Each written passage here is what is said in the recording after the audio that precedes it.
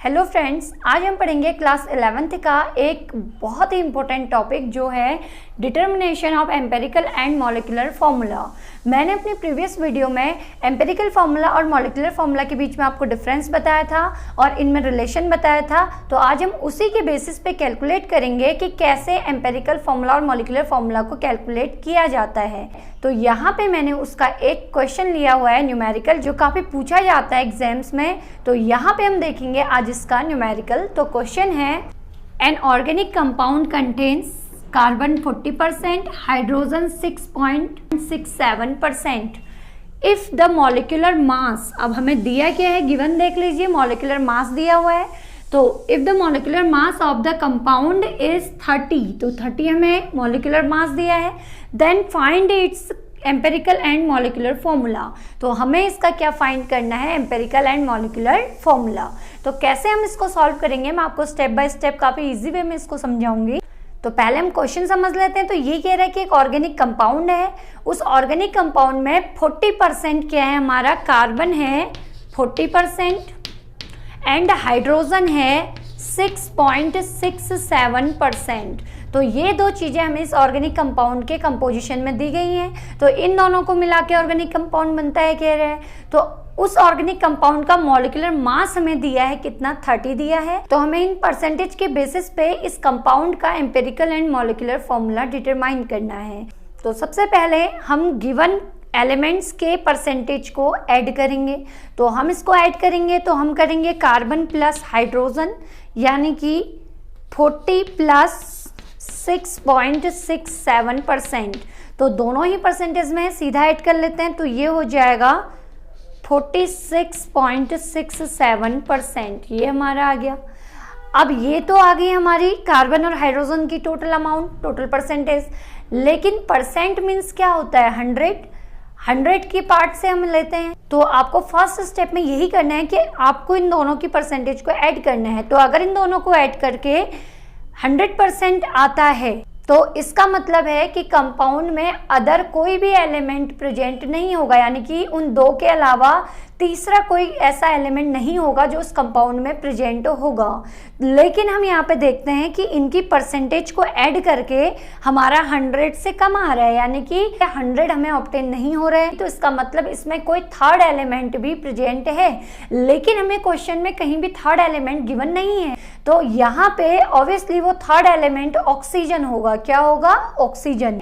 अगर किन्हीं दो एलिमेंट का परसेंटेज जो हमें कंपाउंड में गिवन है वो 100 के इक्वल अगर नहीं होता है तो थर्ड एलिमेंट उसमें जरूर प्रेजेंट होगा, और वो थर्ड एलिमेंट हमेशा क्या होगा, ऑक्सीजन ही होगा। लेकिन ऑक्सीजन तब होगा जब हमें थर्ड एलिमेंट के बारे में कुछ पता ना हो, या हमें क्वेश्चन में उस थर्ड एलिमेंट के बारे में कुछ गिवन ना हो। लेकिन कभी कभी क्या होता है, क्वेश्चन में हमें गिवन होता है कि जैसे कार्बन हाइड्रोजन के साथ हमें क्लोरीन दे देते हैं, कभी नाइट्रोजन दे देते हैं, कभी सल्फर दे देते हैं। तो अगर हमें कोई थर्ड एलिमेंट गिवन है तब तो हम ऑक्सीजन को वहां पे कंसीडर नहीं करेंगे। लेकिन यहाँ पे हमें दो एलिमेंट गिवन थे, कार्बन एंड हाइड्रोजन, तो इन दोनों का परसेंटेज 100 के इक्वल नहीं आ रहा है एडिशन के बाद।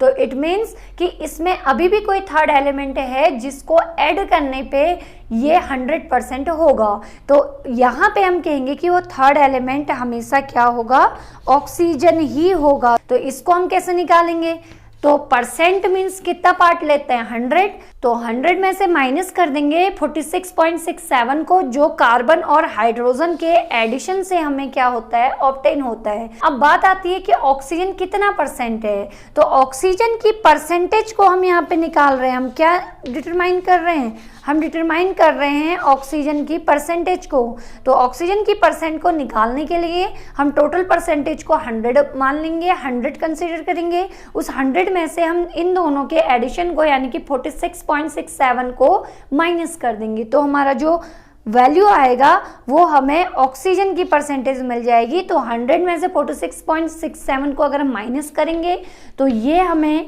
मिलेगा 53.33।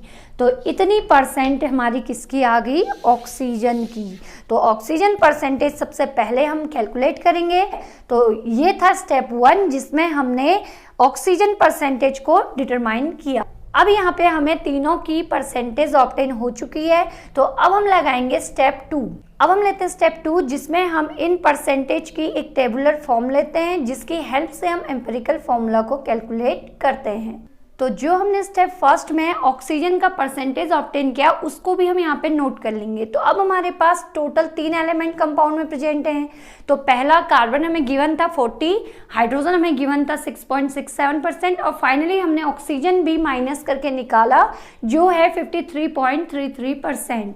तो अब हम एम्पिरिकल फॉर्मूला को डिटरमाइन करने के लिए एक टेबल फॉर्म करेंगे। तो अब हम सबसे पहले इस टेबल के कॉलम देख लेते हैं, कितने कॉलम हम बनाएंगे। तो यहाँ पे मैंने टेबल फॉर्म कर ली है। तो इस पे मैं बता दूं, फर्स्ट में हम लेंगे फर्स्ट कॉलम में एलिमेंट्स। तो हमें कौन कौन से एलिमेंट गिवन है, तो पहला कार्बन, सेकंड है हमारा हाइड्रोजन और थर्ड है हमारा ऑक्सीजन। तो यहाँ पे तीनों एलिमेंट्स को हम ले लेंगे। सेकंड कॉलम में हम लेंगे एटॉमिक मास। तो जो एलिमेंट हमने लिए हैं हम उनके एटॉमिक मास लेंगे कॉलम सेकंड में। तो कार्बन का मास है 12।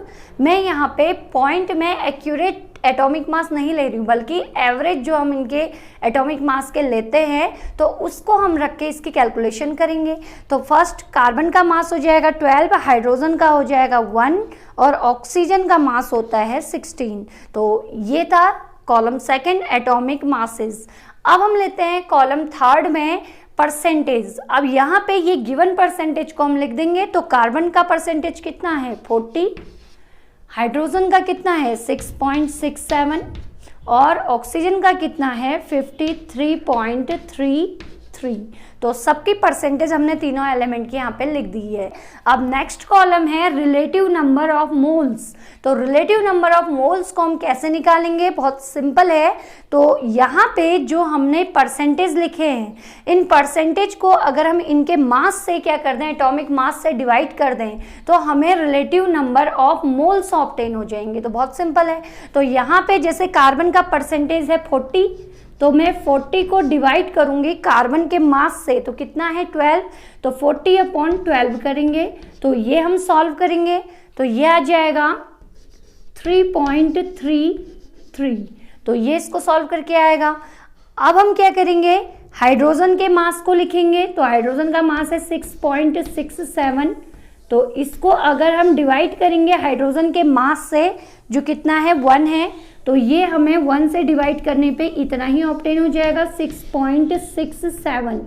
तो कोई डाउट नहीं है। तो अब हम यहाँ पे लेंगे ऑक्सीजन का मास जो कितना है 53.33 अपॉन कितना करेंगे इसका एटॉमिक मास 16। तो ये आ जाएगा 3.33। तो यहाँ पे भी हमें यही आंसर मिलेगा अगर हम इसको सॉल्व करेंगे। तो ये हमने निकाले रिलेटिव नंबर ऑफ मोल्स। अब लेते हैं नेक्स्ट कॉलम। तो इसमें हम निकालेंगे सिंपलेस्ट मोल रेशियो। अब ये सिंपलेस्ट मोल रेशियो क्या होता है कि हमने यहाँ पे जो भी कैलकुलेशन की है, जो भी रिलेटिव नंबर ऑफ मोल्स निकाले हैं, अब हम इससे स्मॉलेस्ट नंबर को सेलेक्ट करेंगे। तो यहाँ पे स्मॉलेस्ट नंबर है 3.33, ये भी 3.33 है, ये भी, तो दोनों सेम है। तो ये स्मॉल है किसकी कंपेयर में 6.67। तो स्मॉलेस्ट नंबर आ जाएगा हमारा 3.33। तो स्मॉलेस्ट नंबर से इन तीनों नंबर को हम क्या कर देंगे, डिवाइड करेंगे। तो हमें ऑब्टेन होगा सिंपलेस्ट मोल रेशियो। तो यहाँ पे फर्स्ट हमारा जो रिलेटिव नंबर ऑफ मोल्स आए थे वो 3.33 आए थे। इसको हम इसमें से जो स्मॉलेस्ट नंबर है वो है 3.33 ही है। तो इससे ही हम इसको डिवाइड करेंगे तो हमें जो मिलेगा 1 हो जाएगा। और सेकंड में हमें रिलेटिव नंबर ऑफ मोल्स मिले हैं 6.67। इसको स्मॉलेस्ट नंबर से डिवाइड करेंगे 3.33 से। तो ये हमें कैलकुलेशन करके मिलेगा 2.003। तो अब हम लेंगे थर्ड नंबर। यहाँ भी हमारा क्या है 3.33 हमारा रिलेटिव नंबर ऑफ मोल्स आया था। इसको भी हम स्मॉलेस्ट नंबर 3.33 से ही डिवाइड करेंगे। तो ये भी कितना आ जाएगा 1। तो ये हमारे क्या आ गए सिंपलेस्ट मोल रेशियो। अब लास्ट कॉलम हमारा है होल नंबर रेशियो। तो होल नंबर रेशियो में हम क्या करते हैं, हमें कैलकुलेशन अब कुछ भी नहीं करनी है। जो हमारे सिंपलेस्ट मोल रेशियो आए हैं, अगर ये एक होल नंबर की फॉर्म में ऑलरेडी हैं 1 2 3 4, यानी कि एक होल नंबर फॉर्म में ऑलरेडी है तो हम इसको कोई चेंज नहीं करेंगे। लेकिन अगर जैसे हमारा आया है 2.003 या 1.99 डेसिमल में हमारे पास नंबर होते हैं तो हम उसको राउंड ऑफ करके क्या कर लेते हैं, एक होल नंबर में चेंज कर लेते हैं। अब कभी कभी क्या होता है कि अगर कोई नंबर किसी होल नंबर से काफी दूर हो, यानी कि वो राउंड ऑफ करने लायक ना हो, तो उसके लिए हम उस नंबर को एक सुटेबल इंटीजर से क्या करते हैं, मल्टीप्लाई करते हैं और उसको हम होल नंबर में क्या कर लेते हैं, कन्वर्ट कर लेते हैं। तो फिलहाल यहाँ पे हम देखते हैं कि जो फर्स्ट हमें सिंपलेस्ट रेशियो मिला है वो ऑलरेडी एक होल नंबर है, 1 है, तो इसमें भी होल नंबर रेशियो 1 ही आएगा। लेकिन जो सेकंड है ये 2.003 है, तो 2.003 को हम अगर राउंड ऑफ करेंगे, होल नंबर में लाएंगे तो ये 2 के काफी क्लोज है, तो इसलिए हम इसका होल नंबर कितना ले लेंगे, 2 ले लेंगे। और ये लास्ट जो है ये भी एक होल नंबर है, तो इसको भी हम एज सच ऐसे ही क्या कर लेंगे, कॉपी कर लेंगे। तो ये हो जाएगा 1 2 1। अब हम निकालेंगे इसका एम्पेरिकल फॉर्मूला। तो सबसे फर्स्ट एलिमेंट हमारा कार्बन है, तो हम सबसे पहले एम्पेरिकल फॉर्मूला जब लिखेंगे तो C लिखेंगे, कार्बन। कार्बन का होल नंबर रेशियो कितना आया है, 1, तो हम इसको C1 लिख देंगे। और हाइड्रोजन लिखेंगे सेकेंड नंबर पे, हाइड्रोजन का जो होल नंबर रेशियो है वो कितना है, 2 है, तो H को हम लिखेंगे 2।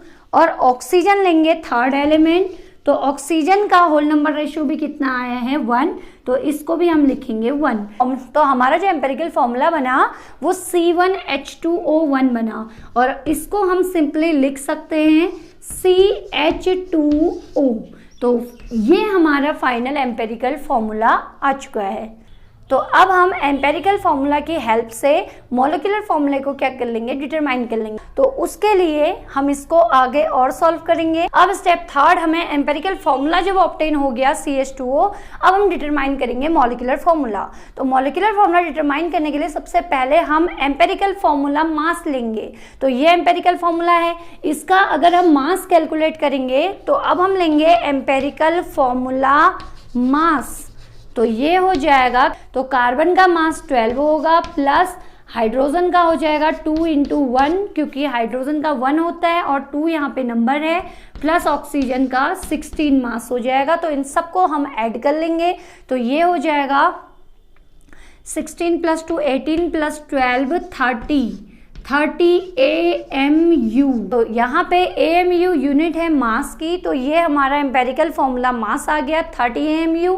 और हमें क्वेश्चन में गिवन है molecular mass of the compound is 30, तो हमें गिवन है मॉलिक्यूलर मास, मॉलिक्यूलर मास हमें गिवन है, कितना गिवन है, 30 AMU। तो इसकी हेल्प से पहले हम n यानी कि होल नंबर मल्टीपल की वैल्यू निकालेंगे, जिसको हम इंटीजर भी कहते हैं। तो n = molecular mass upon empirical formula mass, empirical formula mass. तो अगर हमें ये दोनों पता है तो हम n की वैल्यू को क्या कर सकते हैं, कैलकुलेट कर सकते हैं। तो मॉलिक्यूलर फॉर्मूला मास हमें कितना गिवन है, 30, और एम्पेरिकल फॉर्मूला मास भी हमारा कितना आया है, 30।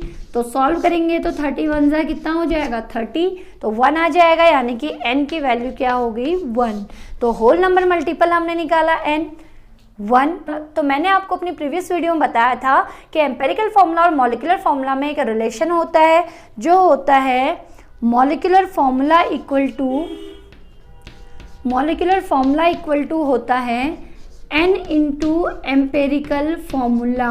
तो अगर हम होल नंबर मल्टीपल से एम्पेरिकल फॉर्मूला को इंटू कर देते हैं तो हमें मॉलिक्यूलर फॉर्मूला क्या हो जाता है, ऑब्टेन हो जाता है। मॉलिक्यूलर फॉर्मूला जो है वो हो जाएगा n × एम्पेरिकल फॉर्मूला। अब n की वैल्यू कितनी आई थी, 1 आई थी, तो n की जगह हम रख देंगे 1 × एम्पेरिकल फॉर्मूला आया था CH2O, तो यहाँ लिख देंगे CH2O, तो इसको इससे मल्टीप्लाई करेंगे तो ये आ जाएगा CH2O। तो मॉलिक्यूलर फॉर्मूला भी हमारा वही आ गया जो हमारा एम्पेरिकल फॉर्मूला था, क्योंकि 1 से अगर हम किसी फॉर्मूले को मल्टीप्लाई करेंगे तो हमें वही मिलेगा, तो इसलिए मॉलिक्यूलर फॉर्मूला जो है वो भी आ जाएगा CH2O।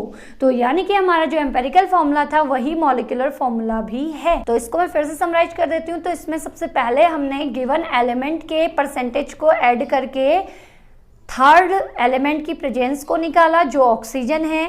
फिर हमने स्टेप 2 में तीनों एलिमेंट की परसेंटेज की हेल्प से एम्पिरिकल फॉर्मूला निकाला और फाइनल स्टेप थर्ड में हमने एम्पिरिकल फॉर्मूले की हेल्प से मॉलिक्यूलर फॉर्मूले को क्या किया, डिटरमाइन किया। तो यहाँ पे हर बारी जरूरी नहीं कि n की वैल्यू 1 ही मिले, ये 1 2 3 4 5 6 सो ऑन कुछ भी हो सकती है। तो n की वैल्यू हमेशा जो भी आएगी उससे हम कर देंगे एम्पिरिकल फॉर्मूला को मल्टीप्लाई या इनटू कर देंगे, तो हमें मॉलिक्यूलर फॉर्मूला ऑब्टेन हो जाएगा। आई होप आपको ये टॉपिक, ये वीडियो समझ आ गया होगा। इससे रिलेटेड अगर आपको कोई भी डाउट्स हो तो आप मुझे कमेंट करके बताइएगा।